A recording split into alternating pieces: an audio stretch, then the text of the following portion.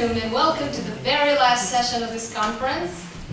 In this session we will be looking at the aid policy and EU integration. So we have two very good papers and interesting because we're looking at two topics from two perspectives. As post-conflict Kosovo is a typical recipient of massive aid amounts and the site of heavy international involvement in state building, then the lesson learned from this case would be relevant for future peace recovery and post-conflict reconstruction effort. And in this context, then, we have two papers. The first paper by Daniela Irrera from the University of Catania, and she's looking specifically at the EU involvement through their programs that would exert pressure on the local political elites to undertake political reforms with a particular focus at the EU legs, which I think nowadays a very interesting issue to look at. And the second paper by Andrew Halterman, he was a Fulbright scholar in Kosovo last year. He will be investigating US government constraints on the international NGOs onto their scope of action in conflicts and after the conflicts in both countries, Bosnia and Kosovo, and under what condition did these international NGOs have opportunities to act autonomously to pursue their goals, i.e. the bounds placed on them by situational exigencies. And so the first paper then is by Daniela Irrera, and I give floor to Daniela, so we try to stick to 15 minutes and then the round of discussion and questions. Okay, so first of all, I would like to thank the AUK for inviting me, for selecting my paper and inviting me. But my first time in Kosovo is such a great occasion for me to talk about my research here, and many thanks to Luke as well for organizing such excellent event and brilliant event. So actually, I'm a political scientist and focused on international relations, and my main research topics deal with humanitarian intervention, humanitarian action, and peacekeeping operations. But in over these last 10 years, I've been extensively work on the relationship between transnational organized crime and state institutions in the Balkans. So I've worked quite a lot on Serbia and Albania, mainly on corruption in Albania, and I'm trying now to make some research on Kosovo. So this is just a preliminary presentation and a very preliminary paper, so I apologize for this. So basically this is my...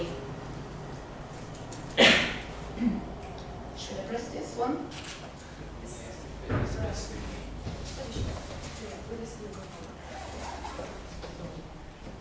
That was...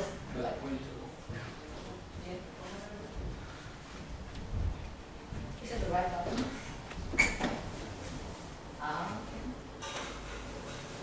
Thank you. Okay, so this is basically what I want to talk about in this paper. This is a discussion of the transition of Kosovo to the European Union, and even though we have no clear information about the potential outcome, and in particular in the field of rule of law and the fight against corruption. And I will use this theoretical framework, which is more based on comparative politics, actually, which is based on the research made by Maga and Morlino in the democratization process occurring in the Eastern and Central European countries. So they make an analysis including those actors which are an obstacles or help to the democratization process. And I'm using secondary data for analyzing the influence of corruption into political, social and economic life. I'm afraid a bit old, 2004, but as we have seen yesterday, it is quite difficult to find proper data on corruption in this area. So I'm using this one. This is my main assumption, just to be clear. And my main assumption is that we do definitely need changes in the Balkans, changes in a political elite.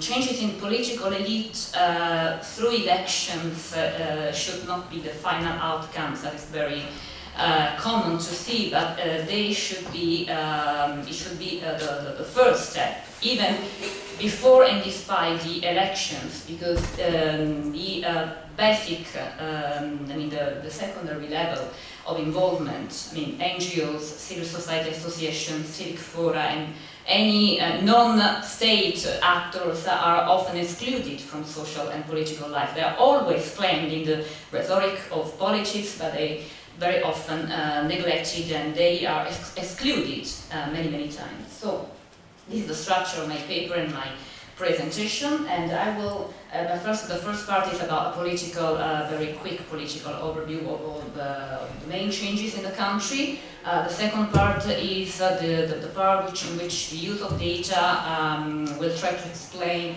the influence of corruption in political, social, economic life, and the third part is about the influence the EU is playing in the country. So it will be a very quick overview of everything. So I will try to go into the main, the three parts by using keywords. So I will start from a historical overview. Well, I will start quoting the famous words used by Winston Churchill to describe the Balkan Wars, the Balkan situation. He said the Balkans produce more history than they consume, and of course it is extremely true for Kosovo. I would say that, I mean, the legacy, the historical and political legacy in the country is very strong, and it is essentially to analyze historical events to understand what is presently going on in the country. Kosovo has been completely forgotten at the Dayton Agreement, then it's been the core of the Rambouillet Agreement, and then the international presence. So as far as this part is concerned, I would only say that Kosovo has been quite an experiment for international community. Many actors, many bodies, many different attempts to build a new state, to work on state building, to work on inter-ethnic dialogue, and to promote stability.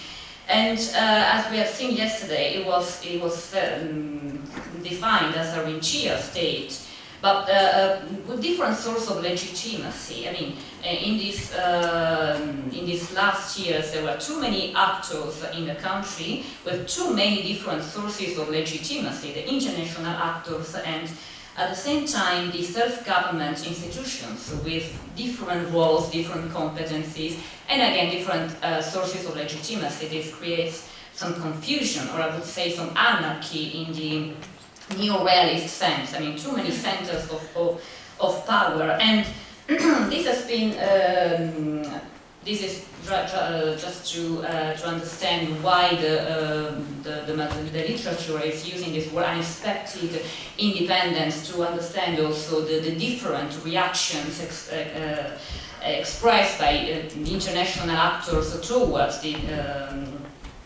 Kosovo independence.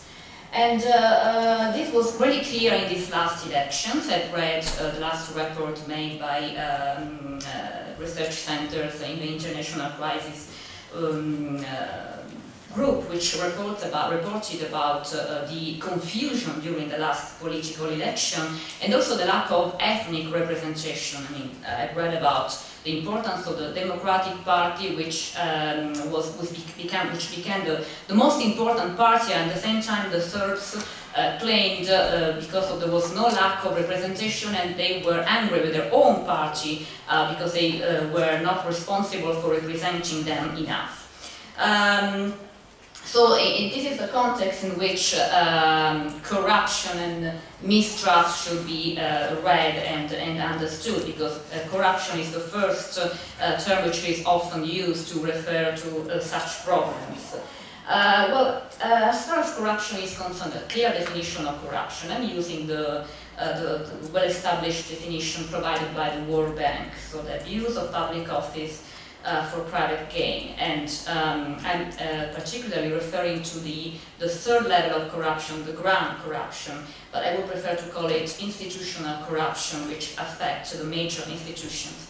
It is clear, very often the literature refers to transition to countries which are leading the transition process of very corrupt countries. I mean, corruption as one of the basic elements affecting those countries, even though we know that grand corruption may affect well-established democracies. I could present you some figures about my own country, which is affected by grand corruption as well. But, I mean, as far as Kosovo is concerned, the literature used to talk about the typical level of corruption, as we can see in other countries in the Balkans, in the Eastern and Central Europe. So just few data about this. I'm using Transparency International for putting Kosovo in the charts of VII, and it is, according to data, Kosovo seems to be a very, very corrupt country. And I'm using this data, this survey, Combating Corruption in Kosovo Citizens Survey, prepared by the UNDP with the help of the self-government institutions in April 2004. It's quite old, I understand, but at least there are more than 1,000 respondents, and so it is good for analyzing the perception of corruption into social, political, and economic life. So a few charts, and even here I will use keywords for clarifying what I mean in this analysis. First of all, the causes. I was not surprised to see that the main cause is the low public sector salaries, because I've seen the same data in Albania, for instance, or in Serbia. But what is meaningful, according to me, is that the gap between the percentages in the other causes. I mean, moral crisis, the first time that I read moral crisis in data about Balkan countries. And fast personal enrichment, which is another typical phenomenon. But the low public sector salaries is really the first cause, according to the majority of respondents. And it is linked to this interesting chart, which is presenting the level of tolerance. This is the second keyword, tolerance, which sounds like a justification of corruption. I mean, in some sectors, in some areas, corruption may be accepted, or at least is perceived as a not so as a strong problem. Of course, if we have a look, it is unacceptable in those areas which are related to the activities of institutions, institutional life, social life. They are expected to be not corrupt at all. While it's surprising to me that hospital, well, the percentage about hospital not so high as in Albania, for instance, in which it was extremely easy to know that bribes were necessary in order to receive some services. And this was tolerance. So this other keyword is the perception, and here this chart is interesting because it presents the difference between perception and the perceived corruption and the reported corruption in those institutions which are considered as the most corrupt. Even here, no big surprise, probably the CAC. Yesterday we have seen that through lookup presentation that the CAC is, in the Kosovo Energy Corporation is an eminent actor in the country, is a relevant actor, and it is perceived as the most corrupt, even though there's a huge difference between perceived and reported corruption. So I've not included a table just for saving time, but probably it was interesting to see that there was a question about those institutions which were expected to be the first or the most responsible in fighting against organized crime. And again, there is no surprise to see that international actors are not the ones which are expected because they are expected to go one day or another. Local authorities are not expected because they are not trusted very much. Those institutions which are expected to be more active are those who are not in the place to be more active. I mean, the civil society organizations, NGOs, I mean, the most structured part of civil society, which is at the core of trust. I mean, among people. And this last keyword is perspective. I mean, if we have an overview, if we have a look at this overview of the corruption levels, corruption influence in the Balkan country, this chart has been prepared by VII in 2002. It's quite old as well, but it's just to have an overview of how Kosovo is performing if compared to other countries in the Balkan area. It's surprising to see that Kosovo is not in a very bad position. I mean, if we compare Albania, of course, it's the worst case. And it's not a surprise because by studying data on Albania in these last 3 years, I've seen that Albania is a very corrupt country, and even the perceptions of corruption are the percentages are very high. But we can conclude that by looking at this data that Kosovo is performing quite well if we compare to the situation presented in other countries. So going to the third part, the corruption is very strong, the perception and the presence, the influence. And at the same time we can say that there is a gray zone in which institutions are, we can say, colluded, or at least there is no clear distinctions between those actors in some areas in particular. What about the EU and the help EU is providing to local institutions and local actors to fight against corruption and to strengthen the rule of law? Here I will stress other keywords, the EU conditionality. So I chose to analyze corruption because it is at the core of the security sector reform and at the core of the rule of law action, which is part of the ULEX program and the various programs which are influencing the country. So in the paper I make a list of all the various programs which are still exerting their effects in the country. And of course Kosovo is also receiving millions of euros through the IPA instrument of pre-accession, even though there is no clear perspective on the future of the country. Very briefly, the ULEX, through the ULEX, many agreements, I mean written norms, unwritten norms, best practices, and even local bodies have been created in the field of fighting against corruption.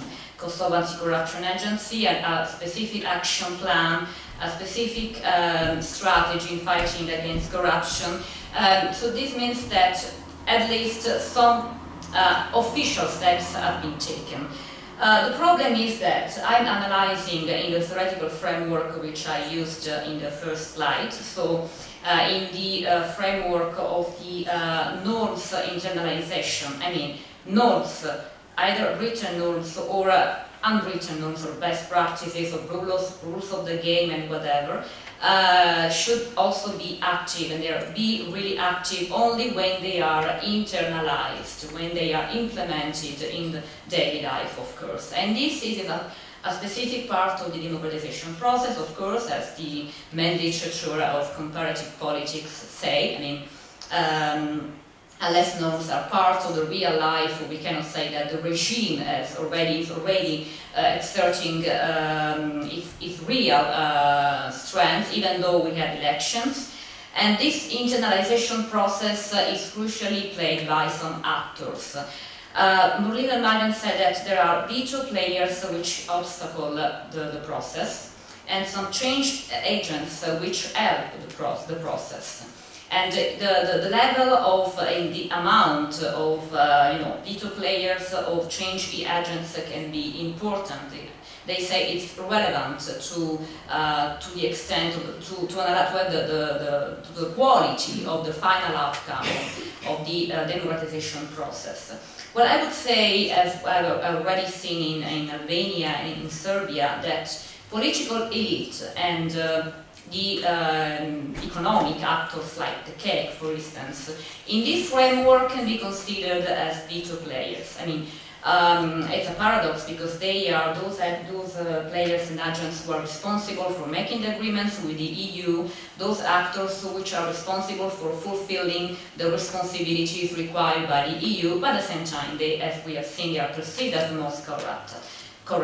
While the change agents, they are essentially those actors like the NGOs or the civic fora or civil society organizations, which are always requested by the EU. If you have a look at the official documents, NGOs are always claimed. And they should be present at all meetings. They should be part of the whole negotiation process, but we know very clearly that at the end they are not, in principle, but in practice they are, probably they are invited, but their influence is not so strong that it would be requested. So going to my conclusions, yes, I chose again to analyze the fight against corruption and the rule of law because it is at the core of the EU conditionality and the EU influence at the moment. I mean, at least if we consider the EULEX activity. It is also true, we have to admit that this pressure exerted by the EU is producing some results because at least some norms have been produced. The problem is in the process we have seen of internalization of the norms, and the problem is that we have too many veto players which have too many competencies, while change agents are not enough responsible. And I would add as my last conclusion that Kosovo and the fight against corruption in the specific activities in the area of rule of law can be considered as a paradigm of the schizophrenic EU approach towards countries to enlarging, countries which are expected to be part of the European Union. So the fact that at the same time the EU use the same interlocutors which are considered as the most corrupt, and in all action plans, in all strategies, even in the civilian peace mission like the EULEX, the grey zone is always underestimated and not considered. And this last conclusion seems quite surreal if we consider that the EU has just received the Nobel Prize for maintaining and preserving peace and stability all over Europe and across Europe. So I just wanted to add this because it's very surreal at the end of what I've said. So thank you.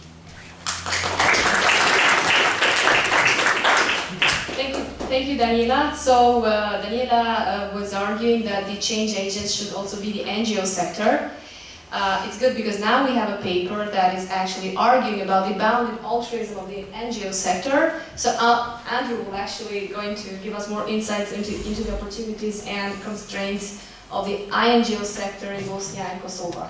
So first, of course, this is co-authored with Jill Irvine, the University of Oklahoma.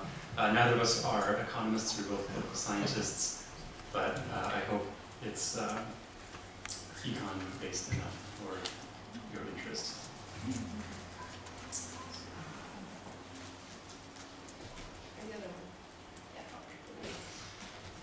Okay, so we started out with two questions that we wanted to investigate.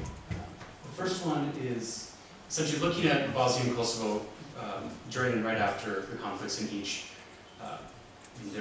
They're situated in the 1990s, of course, which saw, the 1990s in many ways were defined by ethnic conflicts and humanitarian intervention, along with the enormous growth of international NGOs, and a lot of work to develop the international NGO sector and the way that donors and NGOs relate.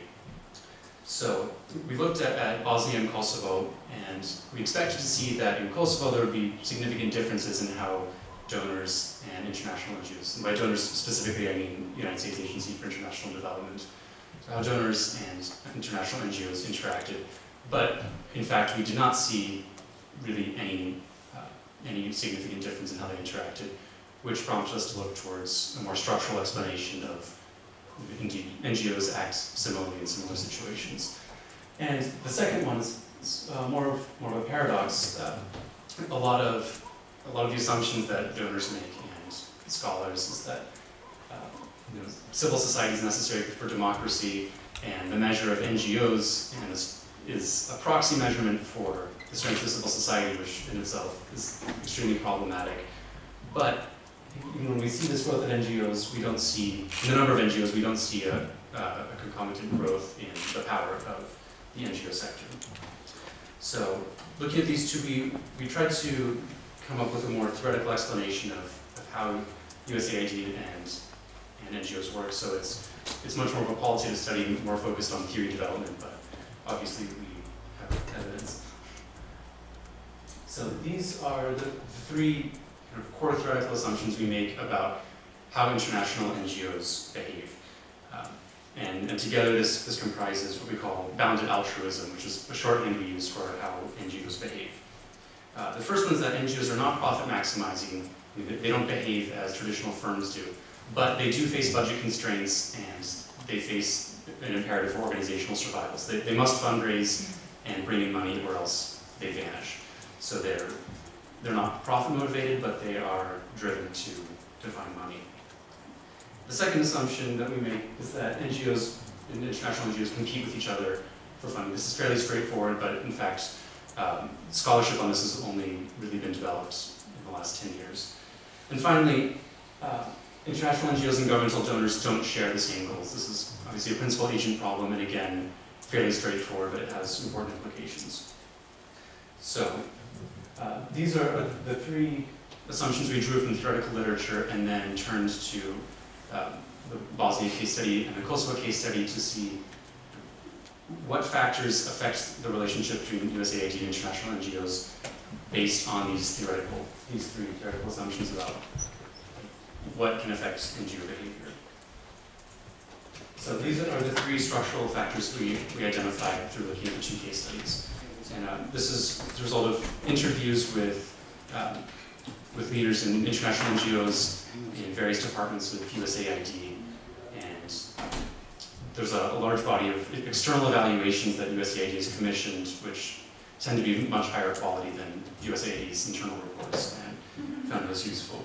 So, so in each case, we're looking at competition between international NGOs for funding, demand on the part of the US government for international NGOs services, and finally what we call the regulatory environment.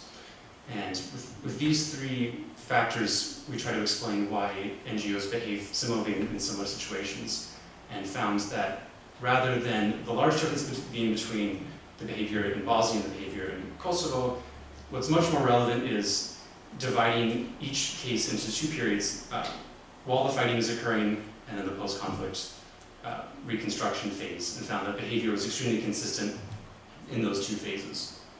So moving on to this discussion of the first factor, competition. This is a chart we developed with a number of international NGOs operating in Bosnia by year and then Kosovo by year.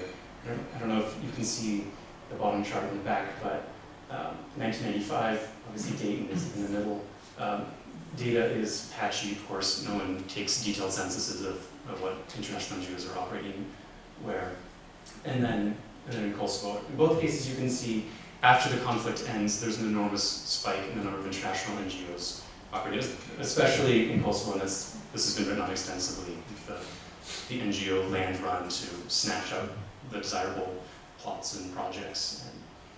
And, so what we found in both these cases, and then this blue line on the bottom is the funding provided by one particular office in USAID that we focused our study on. As you can see, it ticks up slightly, but nowhere near to the same level as the number of international NGOs seeking that funding. And so they're clearly facing greater competitive constraints as they're competing for scarce funding. Then the second structural factor we look at is demand for international NGO services. This draws on work that Abby Stoddard has done, if you're familiar with her work. She focuses especially on the information monopoly, which her argument is essentially that international NGOs, in many cases during conflicts, are the only reliable international observers on the ground. After the U.S. Embassy pulls out, UN personnel tend to be extremely constrained because they're, of course, worried about casualties. But international NGOs tend to have presence over a much more extensive area. And her argument is that by collecting certain kinds of information and passing them on, they can affect government policy, essentially. That the kinds of information they collect frame the conflict in a way that can encourage or discourage international response. We didn't find so much evidence of that, but we did find evidence that the kinds of information that NGOs were collecting affects the shape of the aid policies, the availability of aid, and thus when NGOs are operating in a country and are essentially have a monopoly on information, they're able to determine what projects get priorities and then fund them. Of course, after the conflict ends and the international reconstruction mechanism caravan arrives, there are NATO forces in the case of Bosnia and Kosovo, UN, there are many more sources of information, and NGOs lose this privileged position as the providers of information, and they lose their ability to frame the conflict in a way that can steer money towards them. Second, they have a monopoly, or semi-monopoly, on logistics. This is another point that Apistarter argues, and we found additional evidence of, is that when USAID personnel visit conflict countries, they often are hosted by international NGOs. So in Bosnia, it was usually IRC that was hosting them. In Kosovo, CRS, 1997, 1998, hosted USAID evaluation teams. Of course, after the war, USAID still has 10 offices in Pristina. They don't need to rely on international NGOs, and they can frame the conflict or the post-conflict scenario themselves. Finally, we look at the action monopoly, which is essentially a shorthand for what we describe as being able to do something about the conflict. And there's a great external report on a USAID project in Bosnia during the fighting. They interviewed an international NGO worker who said, when the President of the United States calls you and asks how many tons of lentils have been delivered to Sarajevo that day, you know there's no policy. So essentially, money going towards international NGOs becomes a substitute for a substantive policy response. So it's you give money to international NGOs and you feel like you're doing something. Of course, during the post-conflict reconstruction phase, there are many more avenues to target that. In Bosnia and Kosovo, there are NATO and American troops in country, and so this monopoly on doing something that NGOs previously had vanishes. Then finally, we look at the regulatory environment, what we call the regulatory environment. And this is something that I don't think anyone else has worked on before.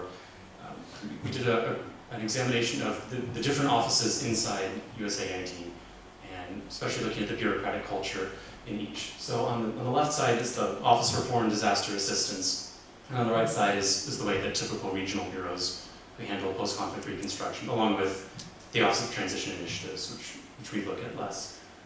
But the normal development side of things is handled by the regional bureau. And as you can see there, this chart describes their interactions with international NGOs. In OFDA, they tend to be, in many cases, close friends with INGO workers. They see them all over the world as, they saw them in Bosnia and Kosovo and Haiti. So they're fellow travelers, they're friends. And in the regional bureau, it's much more formal.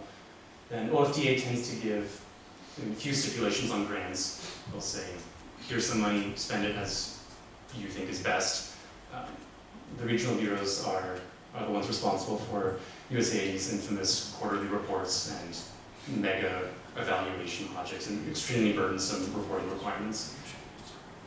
And OFDA also tends to approach NGOs and say, here's some money, even though you didn't ask for it, we think you're doing a good job, versus regional bureaus, which have these very lengthy application processes with very detailed requirements on their applications.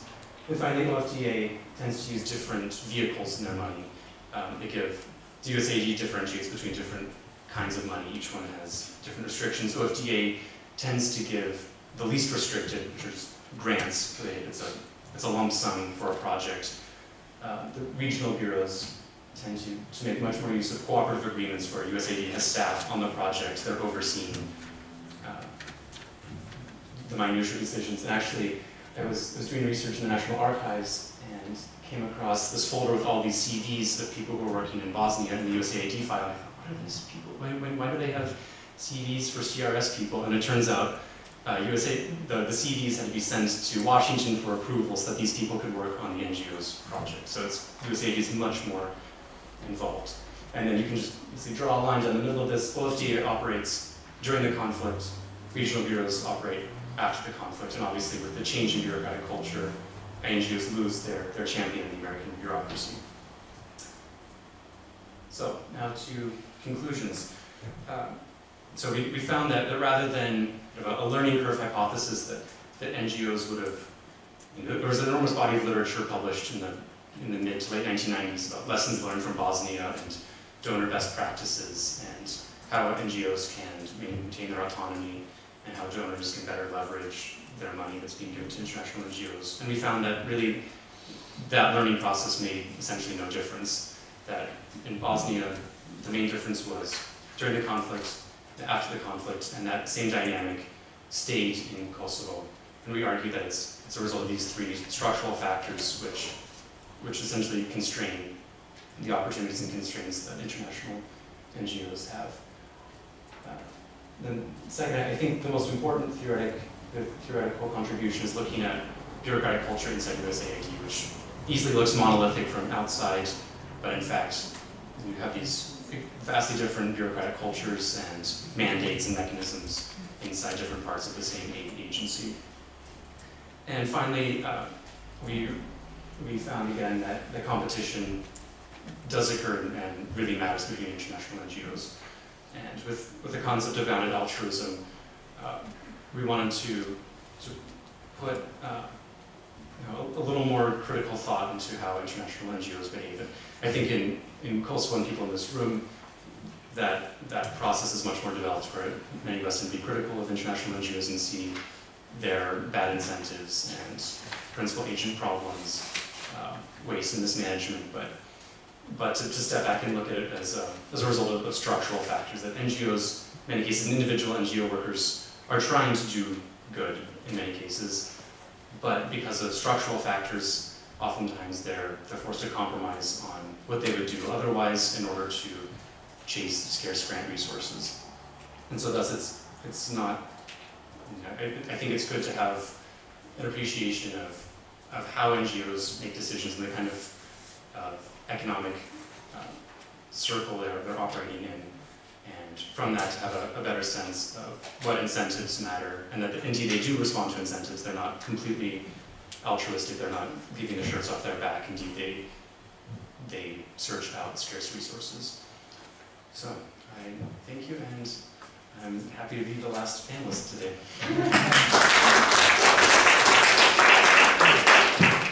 Thank you, Andrew. I think we are pretty much on time. So we have time for discussion and questions and comments. Before I give the floor to the audience, I would like to make a couple of comments. Andrew, since you've been discussing about the NGO sector, I would actually suggest you to probably, you could look at specific cases, let's say in the INGO sector, maybe a specific INGO in the Kosovo case or Bosnian case. Moreover, also by distinguishing between the, let's say, the scope of the work of the INGOs, because some of them might be more focused on advocacy, let's say, campaigns, whereas the others would be more humanitarian relief. And here we have a distinction, let's say, short-term versus long-term goals of the INGO sector, and that could have probably given you more insights into the issue on the ground. Daniela, as an economist, the first thing I would look at is the data you use. You acknowledge that the data are rather old, and I would suggest you to probably, you could have looked at the early warning reports and the surveys that are run quarterly throughout the post-conflict period. I mean, you have also the most recent data, and you also there, I mean, the number of respondents that is covered, it's more than 1,000. So I think that could give you a more, let's say, more accurate picture of the perception about the corruption in Kosovo, because they do have a specific chapter or section about corruption, and you might see that some of the things of the picture might have changed since 2004 in relation to people's perception about corruption, but also the institution they perceive as being more corrupted. And since, yeah, as you mentioned, the veto players tend to be the political elites, whereas the change agents are the, let's say, civil society, notably the NGO sector, then probably you could elaborate on this, because in Kosovo, I mean, we have this mushrooming of the NGO after the war, and we actually tackled upon the issue of autonomy of the NGO sector, or its lack thereof. So what would be then, let's say, your elaboration or opinion, seeing an NGO sector as a changing agent, but on the other hand, the issue of autonomy and the problem of donor funding, and acting on that as a constraint of being autonomous in what they, the goals they would like to pursue. Then, yeah, we can take 2 or 3 questions from the audience, and maybe, yeah, you can provide answers, and then we go with the second round of it, because I'm sure we have donors, NGO sector, many people, you know, burning questions on the issue. So I think Susan was the first one, yeah. So Andrew, that was elegantly done. Can I just a few things? My sense is that you've done Cooley and Ron and then added the bureaucratic environment. So that's sort of, I want to see whether I'm right about that.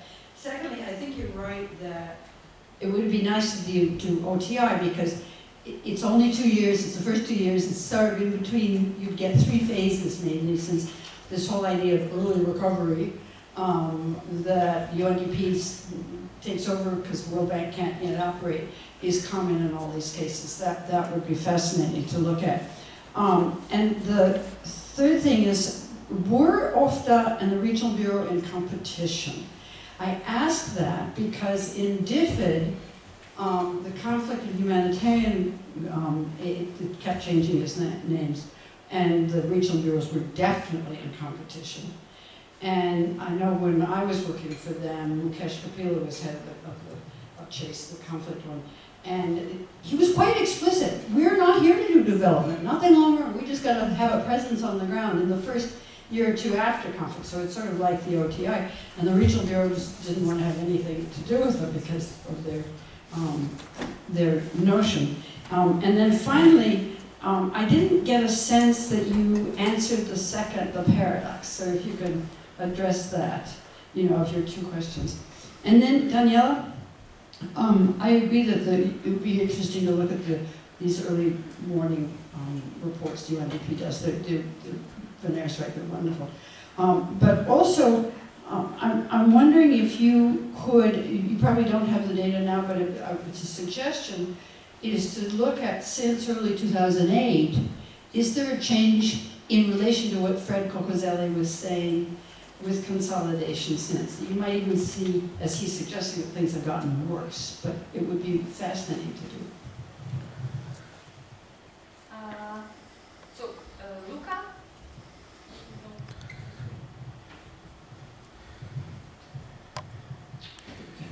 Thanks, Andy, for your very interesting presentation.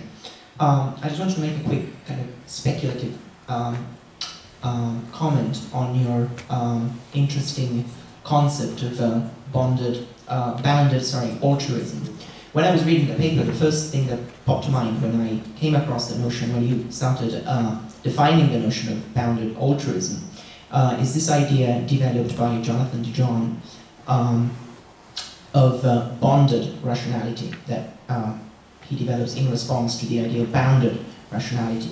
And he coins this term to define the process whereby governments that are in power with the aim of maximizing efficiency in the economy, in the society through economic policy, are constrained in this task by the whole network and web of allegiances that they have, essentially towards their the support base, the electorate that actually put them in power.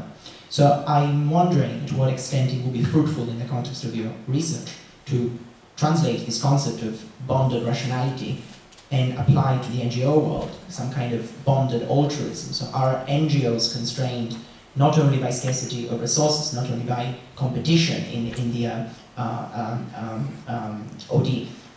ODA market, not only by that, but also by the network of allegiances that they face in their home countries, also because we're speaking about international NGOs. More questions and comments? Gentlemen, can you please go? Justin Elliott, University College London School, Slavonic East European Studies in the UK. It's a really question for Daniela, that the work on corruption seems to come with the idea that somehow corruption is a bad thing. As Fred Zerli referred to before in Skanderai, there's, you know, as he said, he defended corruption. And also that there is, on the one level, there's the Transparency International's view of what is your perception of corruption, has this happened to you? But on the other hand, there is another perception which has been highlighted in work in Serbia, Romania, Albania, that if you could get yourself into a place where you would be receiving bribes, would you want to do it? Is it that there is an upside to this, that people see that as a way of self-advancement, not just as something that's not just as something wholly negative? And so maybe if that attitude is abroad, then perhaps that there's more of a deep-rooted problem than you may think.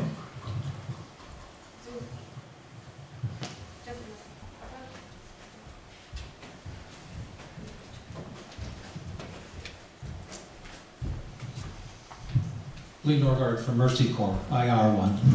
A couple of questions. I like your term, bounded altruism. I think it is very descriptive. But I was wondering why you did not include contractors, because they are becoming an increasing part of development work, particularly, not so much humanitarian, but like in Kosovo, Booz Allen and Hamilton has got large contracts, so does Tetra Pak. And they are, at least I don't have any documentation to support this, but they are increasingly taking a larger portion of the USAID budget. And I just add one other thing, in terms of your comments about the demand for INGO services and close connections with OFDA. I work for both Catholic Relief Services and Mercy Corps, and both organizations have special units that immediately respond to an emergency, like an earthquake, like a tsunami, like a conflict in Libya, etc., to provide food assistance. And yes, they do develop relationships, but it's based upon, in many ways, competency that they can deliver in a short amount of time. Okay, so we take two more questions. So James, and there's one in the back, and then we can maybe try to answer, and then we can go back. But this is, yeah, we'll try to answer. Yes, thank you. My question is essentially aimed at the paper that Daniela gave.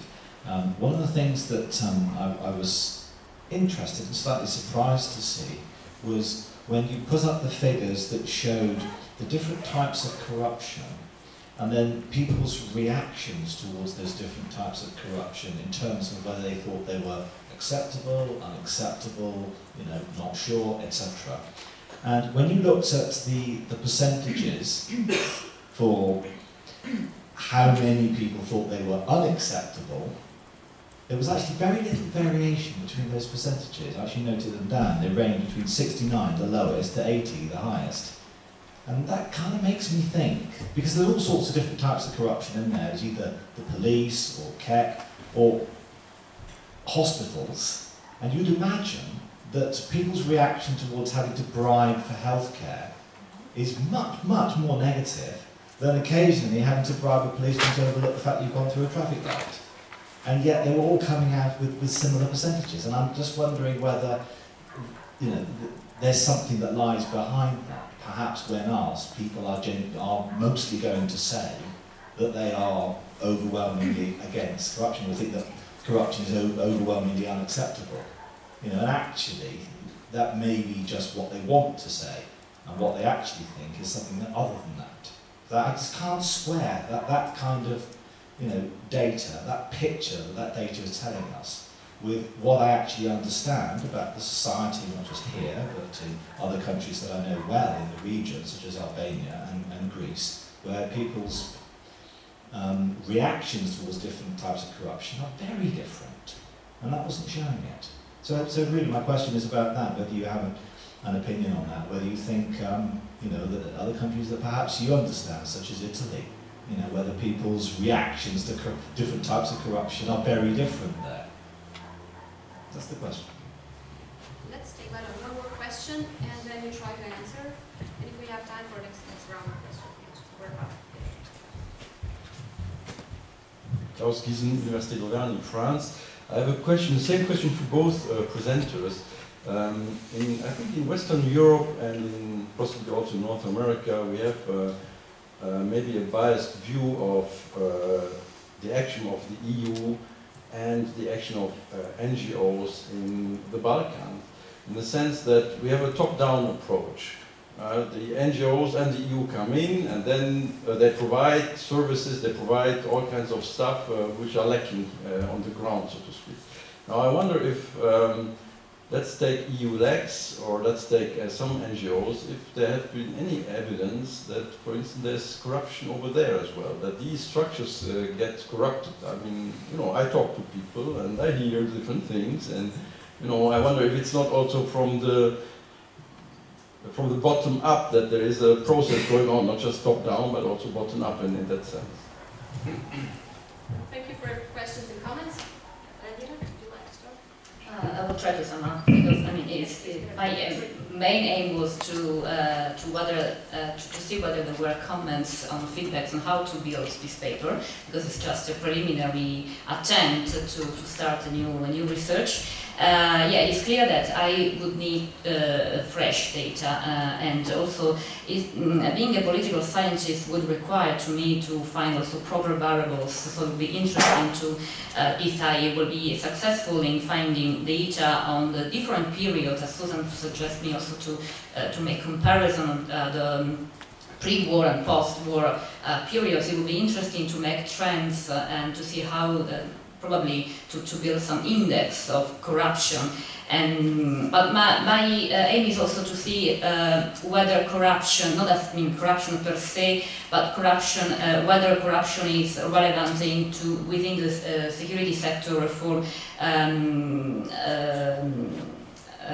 topic, because I mean my paper was focused on the EU activity. Well, if I'm referring to the lady in the previous panel, if I had to make a political paper, I could probably discuss more and more about corruption, and I could also make index of acceptability and tolerance of corruption, and it would be interesting to make differences in democratic countries. Italy would be a paradigm of, I mean, the index of acceptability of corruption in some sectors, and a difference, and also an index for non-democratic countries or hybrid regimes, or countries which are in transition. But since I have to make a scientific paper and I have to focus on the EU, I mean I chose to focus on the EU, I need to let's say, to consider the official documents. And official documents are focused on the security sector reforms, of conditionality, and on all the criteria which are requested to these countries, and corruption. Yes, it can be not necessarily a bad word, but I mean, if we read the official EU documents, it's very bad, and it's necessary to fight against corruption. So even the variation as James suggested, yeah, probably this would be necessary to have new data, fresh data, to make trends and to read data in a more careful way. But yes, the variation are interesting, especially in some sectors, and I think health sector is a crucial one in those countries. And only 2 words about the nature of change agents. Thank you for this comment, because yeah, the nature of change agents. Well, Morlino and Megan made this analysis in some countries, but Morlino has made a broader analysis of all the countries which have been affected by the transition process in the international, the UN, the US, the EU influence during this transition process. So they have built this macro category of change agents, in which of course the actors vary according to different countries. Well, in Kosovo it was a first attempt to see NGOs, but it's true that even NGOs should be considering all the different variations and the different nature and identity have been in the last 4 years. I make interviews on humanitarian NGOs, only NGOs focused on humanitarian action, and I've seen that how many differences there are in this sector. So I can even imagine the differences which can emerge if I make an analysis of the overall NGO sector in the country. But thank you for all these comments. Thank you, Daniela. Andrew? Thank you. I want to start with your comments, Susan. Yes, the Cooley and Ron, I owe an enormous debt to them and Abby Stoddard, but what I think I add to both their analysis is first the bureaucratic environment, as you mentioned, but also looking at what factors cause the variables they identify to change over time. So these three factors that affect competition, looking at conflict and post-conflict. And then also OTI brings in a really interesting dynamic that I didn't have time or space to discuss in this paper, looking at the relationship between donors, international NGOs, and local NGOs. Is that OFDA and the regional bureaus tend, at least then in the 1990s, it's changed since then, but tended not to fund local NGOs when they could help it, whereas OTI from the beginning was very enthusiastic about funding local NGOs. And then you have dynamics of competition between international NGOs and local NGOs, and then also requirements that international NGOs have local partnership or sort of a local implementing partner, which bring up other dynamics of competing for scarce local NGOs, because in many cases there aren't that many that fit USAID requirements.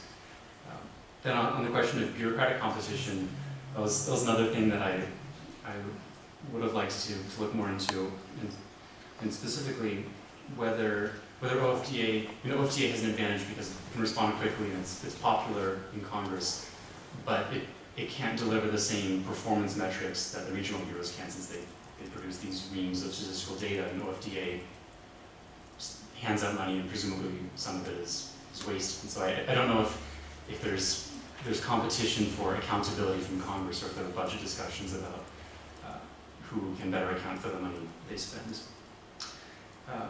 And then on the issue of the paradox, I think what I should have emphasized is that we see a large growth in the number of NGOs, which some people use as a proxy for the health of civil society. But along with that growth comes competition, and of course poor coordination. And the sector as a whole isn't coordinating better, doesn't exert more influence because each individual NGO is competing for funding. And then finally, briefly on the contractors issue, I don't have a definite answer, but my suspicion is that in large part the increasing use of contractors is a result of Iraq and Afghanistan, where the U.S. military took over a lot of development roles and was giving out a lot of development money, and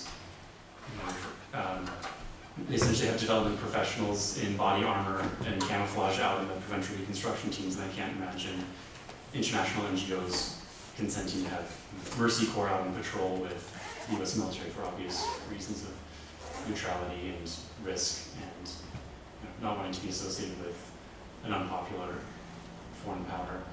And so my hunch is that the U.S. government's gotten much more comfortable using contractors for development as a result of Afghanistan and Iraq.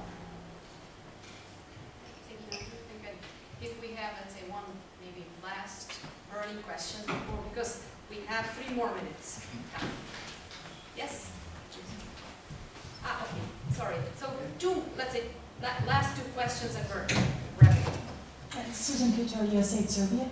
I just recommend, if you haven't already, that in your work on analyzing the USAID support in various countries, that you also look at, one, the function of each, and the intended role and function of each of the different phases or modalities of assistance, from OFTA to OTI to more normalized regional bureau assistance, and then also the underpinnings of the legislative drivers and the legislation that dictates what instrument is used, whether it's a grant or a cooperative agreement, and the different legislative requirements placed on AFTA, OTI, and regional funding as well.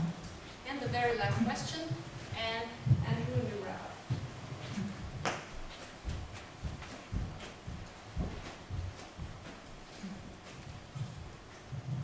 Yeah, this is just really a comment for Daniela to suggest that you look at the work of Aliona Yordonova, who is a professor of Russian politics at the School of Slavonic Studies, and is famous really for a book called How Russia Really Works, which gives very interesting insight, I think, into corruption and the way it's perceived in different cultures.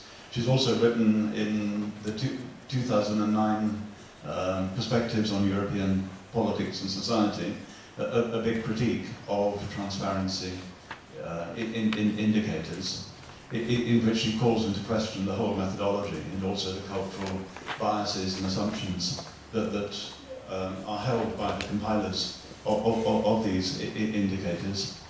And I think she makes a very powerful case for saying that a lot of the practices that are regarded by the West as corrupt are deemed quite acceptable and are seen as the basis of political and business dealing, legitimately so in other cultures. And I think this applies especially to kind of patron-client relationships, which in Latin America, in Southern Europe, in South and East Asia, in most of Africa, are seen as a legitimate way of organising politics and conducting business. It means things are highly personalised, and a lot of business and politics is about gaining favours or trading favours. But this is one way of organising politics, and widely seen in these other societies as legitimate, as a legitimate way of organising business. And it's really just the Northern European countries plus the Anglo-Saxon world who see that kind of patron-client relationship as inherently, and the clientelism that goes with it, as inherently corrupt. But I think also a particularly important point in Aliona Leonova's book on How Russia Really Works is she makes the point that many of the Russian practices that the West regards as corrupt were actually, should be understood as survival strategies that were developed by Russians in the Soviet and post-Soviet period to simply cope with daily life and the problems of getting access to scarce supplies or scarce goods. These practices, which were regarded in the West as corrupt, were actually just pragmatic responses to very, very difficult circumstances. Thank you, Andrew and Daniela. The last comments. I'll be 30 seconds. Yeah. So thank you for your comment, and that you're reiterating that there was valid criticism. I think that the paper focuses on humanitarian response and humanitarian NGOs, and of course AFTA ends up working more with humanitarian NGOs than development NGOs, and regional bureaus work more with development NGOs than humanitarian NGOs. But there were these brief overlaps where most humanitarian NGOs stayed for a couple of years, and so we were trying to look at just that period to keep the NGOs constant, and then also look at even how AFTA's relationship changed with international NGOs. So that's a valid criticism, and it should be a little more specified.